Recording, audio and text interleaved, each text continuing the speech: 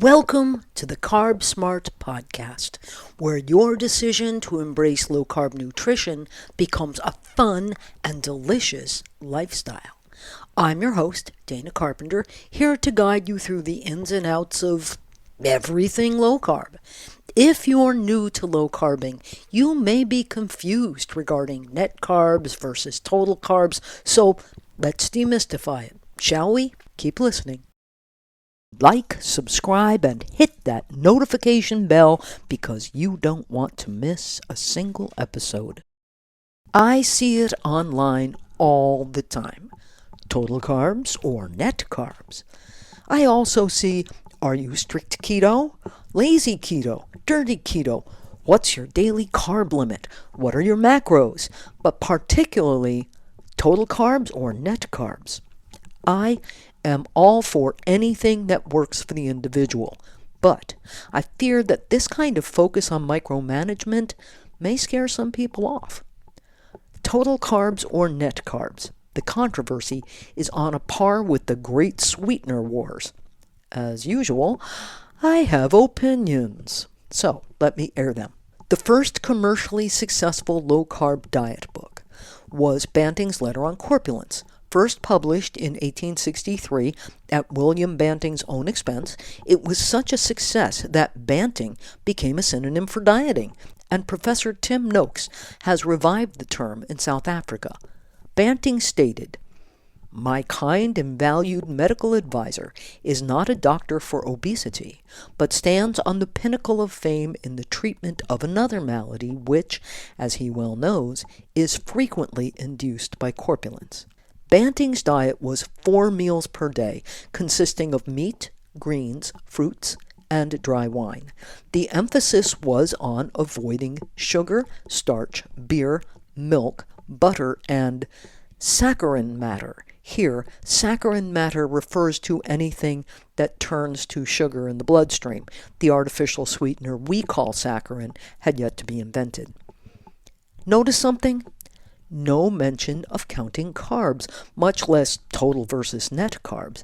Just eat meat, green vegetables, fruits, and dry wine.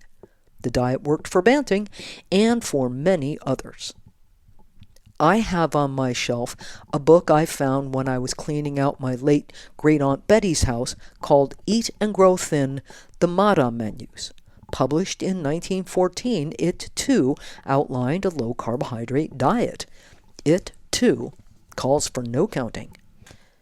When I was growing up, everyone knew that if you wanted to lose weight, you gave up potatoes, spaghetti, bread, and sweets, and focused on animal protein and green vegetables.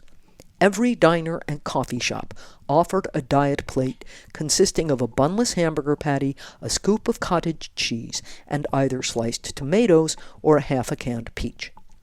Some people also counted calories, but limiting starches and sugars was de rigueur, and steak and salad was a standard diet meal for a long time. It still is for me. As I write this, I have a belly full of pork shoulder steak and coleslaw. But bodies vary, and some people need a more restricted diet.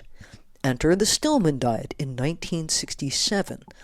Dr. Irwin Stillman's diet was both very low carb and low fat, calling for almost nothing but very lean meat, plus at least 8 glasses of water per day. Having tried it as a kid, I can attest to its being effective, but too limited for continued use. Enter Dr. Atkins and counting carbs. I trust we can take it as read that the Atkins diet works. By liberalizing fat and including some vegetables, and those in increasing quantities as the diet progressed, the Atkins diet was and remains far more livable than Stillman's. The concept of net carbs was introduced in the 1996 book Protein Power by Drs. Michael and Mary Dan Eads. Originally, it was simply this: since the human gut can neither digest nor absorb fiber, which is a carbohydrate, they allowed the dieter to subtract the grams of fiber from the total grams of carbohydrate. Dr. Atkins later picked up on this concept as well. This struck me as a good idea. It still does, but you know how people are. Show them a loophole and they will do every damned thing to blow it wide open. This is especially true of the food processing industry and the carb addicts they serve. And so, we had companies claiming that we could subtract all sorts of things, sugar alcohols, resistant starches, even fructose. One particularly egregious low-carb food manufacturer referred and refers to fructose as low glycemic monosaccharide. It is indeed that, and it is most definitely a carbohydrate that is digested and absorbed. It is also worse for you than sucrose. Pretty soon, net carb counts, especially on packaged foods, were pure fiction. Dreamfields wound up getting sued for $8 million because of false claims that their pasta had only 5 net carbs per serving. 2. Many people got confused. More than a few times, I have seen people suggest that they could neutralize eating a high-carb food by also taking a bunch of fiber with it. No, kids. Taking Metamucil with your tiramisu does not counteract the carbs. Also, European food labels differ from American food labels. American food labels include the grams of fiber in the total carb count, breaking out fiber and sugar grams below. European labels generally do not include fiber grams in total carb grams, so subtracting them out yields a misleadingly low total. No wonder so many people, including doctors I respect, are insisting on going by total carb counts. This not only rules out most processed low-carb foods, but also restricts even things like non-starchy vegetables. Again, some people need this. I have known people who had to drop below 10 grams of total carb per day to lose. 2. If you're a medicated diabetic, it is vital to know how many carbs you eat. But does everyone? For many of us, simply eschewing concentrated carbs, a la William Banting, does the trick, so long as we don't fall for tons of processed low-carb foods. By way of example, I rarely weigh or measure anything. I just center my diet on animal protein, low-carb vegetables, nuts and seeds, and healthy fats, while eschewing grains, potatoes, sugars, and most starchy vegetables. I also lean toward a 16-8 intermittent fasting pattern, not eating until 11 a.m., fat fast on Mondays and most of Tuesdays. I sometimes eat a small, regular, low-carb meal at the end of Tuesdays. And I take a combination of herbs that release GLP-1 in the body. I am 75 pounds smaller than I was when I started 29 years ago. Andrew, on the other hand, has been far more resistant to weight loss than I. He also feels that years of processed food damaged his body, including his metabolism. To repair it, he has gone to a 2-day fast, 1-day strict carnivore eating pattern. With this program, he has lost 20 pounds. He doesn't count much either because his only carbs come from things like garlic powder. When he does count, he counts total carbs. This underlines the notion of biochemical and metabolic individuality. Worth noting, too, that I have often been asked, how many grams of carbs should I eat in a day?